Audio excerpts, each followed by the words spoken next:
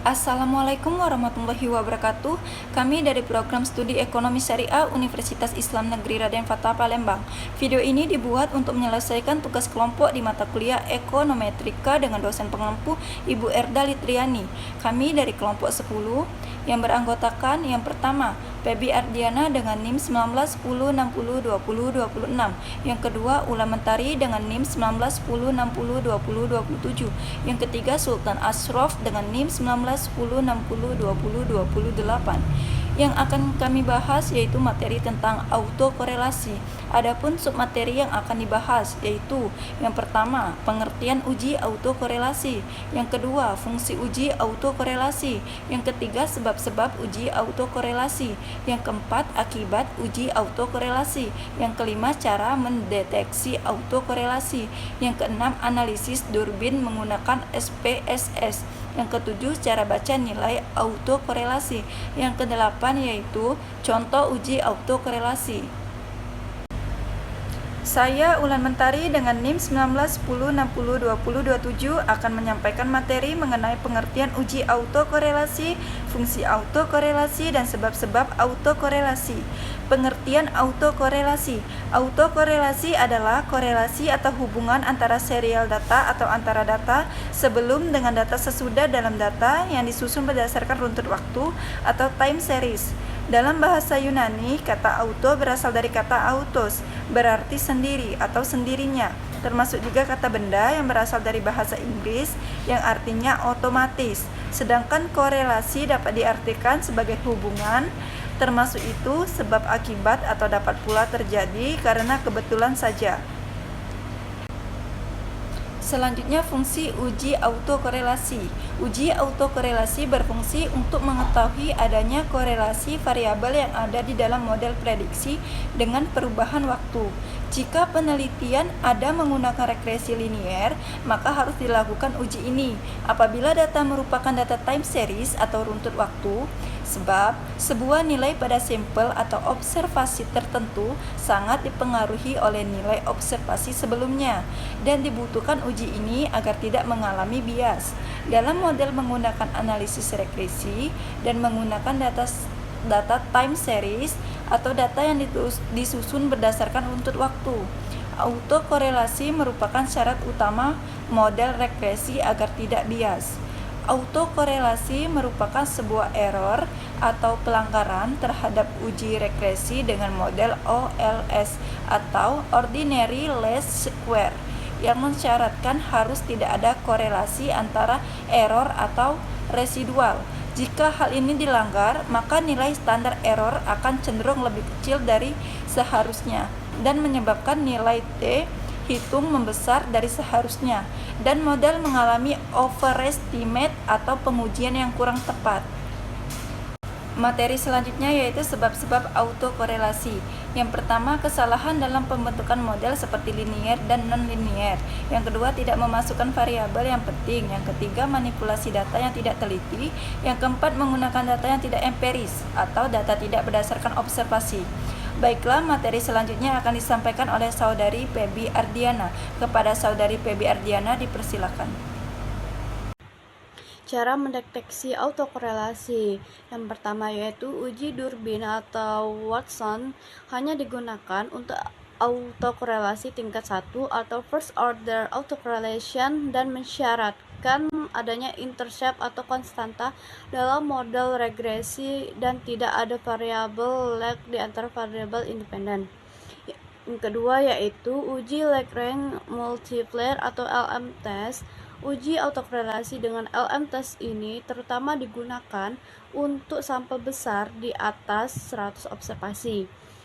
Yang ketiga yaitu uji Sastiki yaitu box First dan L-Jungbox yang digunakan untuk melihat autokorelasi dengan lag lebih dari 2. Yang terakhir yaitu rantai sebagai bagian dari statistik non-parametrik yang dapat digunakan untuk menguji apakah antar residual terdapat korelasi yang tinggi.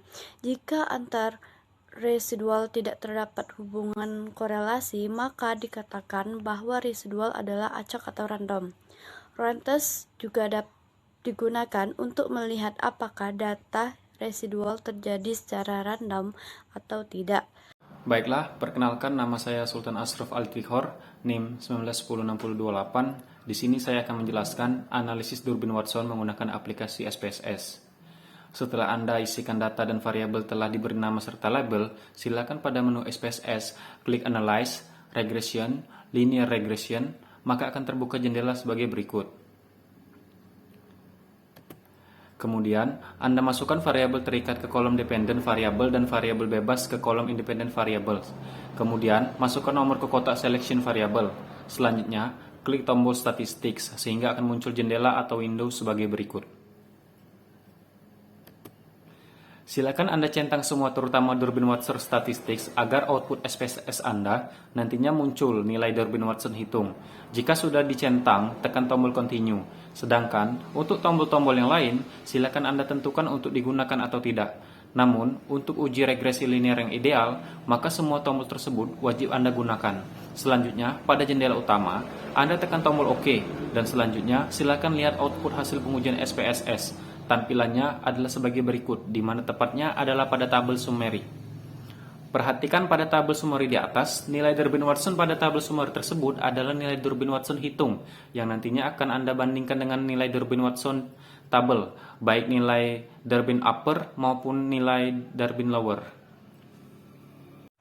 Baiklah, di sini saya akan melanjutkan materi selanjutnya, yaitu cara baca Durbin Watson menggunakan SPSS. Pada kesempatan ini, saya akan menjelaskan cara membaca autokorelasi negatif dan positif.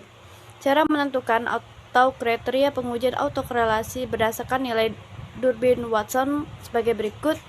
Deteksi autokorelasi positif. Yang pertama yaitu jika Durbin Watson lebih kecil dari Durbin lower, maka terdapat autokorelasi positif. Yang kedua yaitu jika Durbin Watson lebih besar dari Durbin upper, maka tidak terdapat autokorelasi positif. Yang ketiga yaitu jika Durbin lower lebih kecil dari Durbin Watson lebih kecil dari Durbin upper, maka pengujian tidak meyakinkan atau tidak dapat disimpulkan. Dari Durbin upper, maka pengujian tidak meyakinkan atau tidak dapat disimpulkan. Deteksi autokorelasi negatif. Yang pertama yaitu jika 4 min Durbin Watson lebih kecil dari Durbin lower, maka terdapat autokorelasi negatif. Yang kedua yaitu jika 4 min Durbin Watson lebih besar dari Durbin upper, maka tidak terdapat autokorelasi negatif. Yang ketiga yaitu jika Durbin lower lebih kecil dari 4 min Durbin Watson, maka Watson lebih besar dari Durbin upper, maka tidak terdapat autokorelasi negatif. Yang ketiga yaitu jika Durbin lower lebih kecil dari 4 min Durbin Watson, maka pengujian tidak meyakinkan atau tidak dapat disimpulkan. Contoh autokorelasi. Contoh autokorelasi positif. Pada contoh ini nilai Durbin Watson hitung adalah sebesar 0,382, di mana nilai tersebut kurang dari nilai Durbin lower pada K sama dengan 4 dan T sama dengan 1,8, sehingga terdapat masalah autokorelasi positif. Nilai Durbin lower pada K sama dengan 4 dan T 1,28 berdasarkan tabel Durbin Watson adalah sebesar 1,66379, sedangkan nilai Durbin upper sebesar 1,75960. Contoh autokorelasi negatif.